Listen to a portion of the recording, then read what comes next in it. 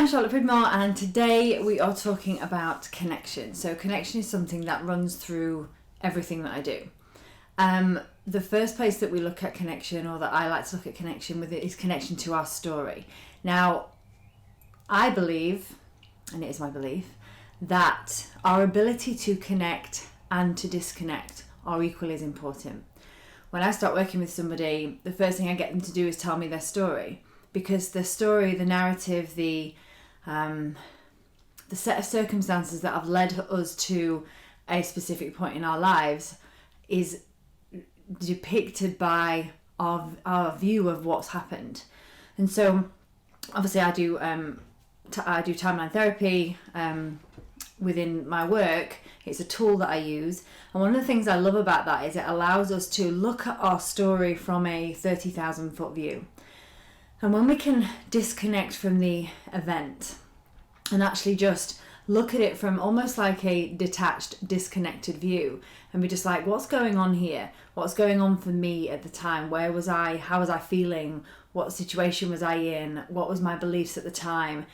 We can start to separate ourselves from that core belief that, well, because this happened, this is why I'm like I am. So when we allow ourselves to disconnect momentarily from an event or a situation, it allows us to gain perspective, and then it allows us to be open-minded enough to maybe see a different view, which in turn can change how we think, feel, and behave accordingly within regards to what happened. So that's always really, really powerful. It's the way that I completely transformed my own story, and therefore it's the thing that I like to use when I'm talking to people about theirs. We also have to be able to connect to our feelings, to our emotions. You know, if we spend our entire life just swallowing them down, covering them up, putting a wall up, then we are really, really not allowing ourselves to have the fullest experience of our life, because being the ability to feel, to connect to what is this emotion like, how am I feeling, and allowing ourselves to feeling it and not being frightened of it. Like, one of the things I love to talk about is no emotion is bad. Like, we are emotional beings, we are human beings, we were given emotions for a reason, we are allowed to feel them. And I think sometimes societally we are told to suppress our feelings, especially men, stiff up, man up and woman up and all that, and I think it's really, really destructive, because repressed feelings just stay stored, and they start to skew our view of the world. They start to alter our lens of how we view a situation, a person, a circumstance, an event, and so our view becomes distorted. So we've got to learn to connect to our emotions. I'm feeling this, how am I feeling it? Okay, I'm feeling it here. Allow ourselves to feel it. One of the best things I ever heard about emotion was, the word is emotion. We have to be able to move through it. And we can't move through it unless we learn how to connect to it. I also talk a lot about connection to our bodies. Like, how can we love it if we aren't connected to it? In my program, All Woman Wellness, we look at, essentially that is a self-love personal growth program through the eyes of wellness. And one of the things that I've been fascinated and astounded to witness is how disconnected women are from their bodies, how the shame and the negative self-talk and the constant criticism always manifests itself in the way we think and feel and behave, and our habits around food and exercise and wellness and all the things. So we have to learn to connect to our bodies, like the vessel that we've been given, that we've been blessed to be given. And if it works, you are the most blessed person on the planet. Health is wealth, right? We've also got to talk about, and what I love to talk about, is connection to our desires. Now, this is a massive one for me, and something that I've really been leaning into a lot recently. In fact, I've got a program coming up about it.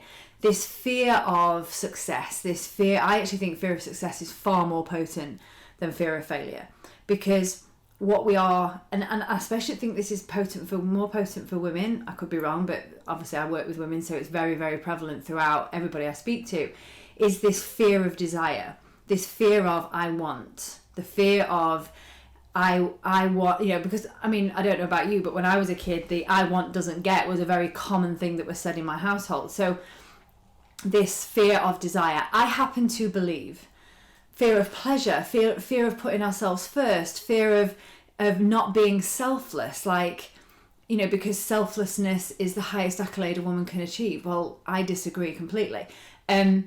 I think to be selfless in some moments is honourable. To have selfless as a goal for life, I think, is damaging. So I believe that if we have a desire, if we are given a desire, and I believe that they are given to us, if we are given a desire, then it's ours. Because why would we desire it if we weren't capable of it, it wasn't available to us, and we weren't able to achieve it and able to have it? So for me, if I'm given a desire, if I desire something, I just trust that my only job is to get out of my own way in order to walk towards it. Because the desire is given, and then our humanness gets in the way. Well, this is the reason why I can't have it. So if we have a desire, I trust that it's mine, and I trust that my job is just to get out of the way, and that's what I help other women do too. And then lastly, a connection to something bigger than ourselves. Like, I have faith, the word faith, tattooed on my wrist for a reason.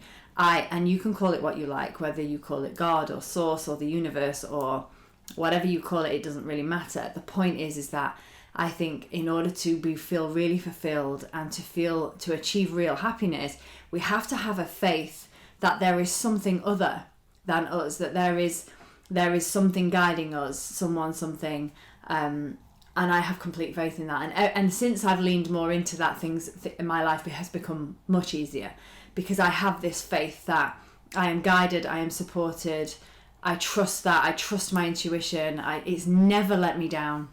And every time I've ignored my intuition, I've come a cropper. So building faith in the fact that if you desire something, you are being led in the direction of something that's going to make your life happier, more fulfilled, more connected.